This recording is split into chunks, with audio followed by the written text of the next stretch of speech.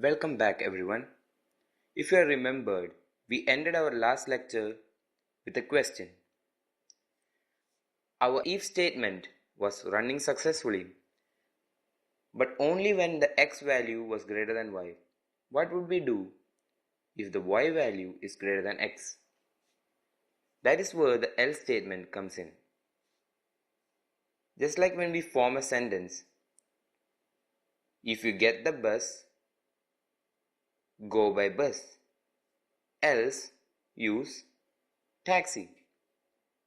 Similarly, if x is greater than y, print x is greater than y. Else, print y is greater than x. We use the same logic here. All we have to do is convert the logic into code. So we use else and add our statement, that is cout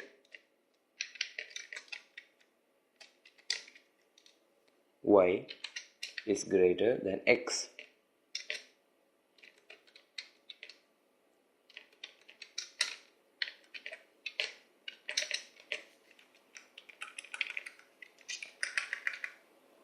Simple as that. So if x value is greater than y, we'll get the following output, and if the y value is greater than x, we'll get this output. Simple as that. Now let us compile and check.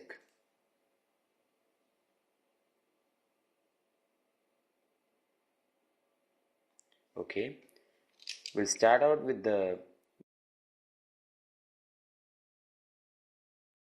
giving x greater value 15 and 12.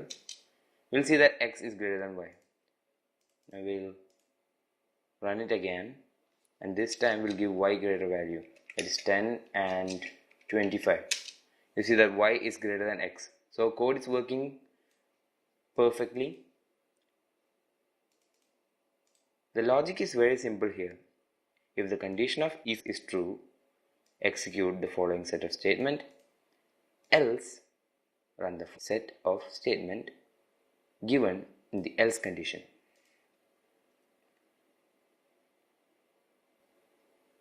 See you in the next lecture.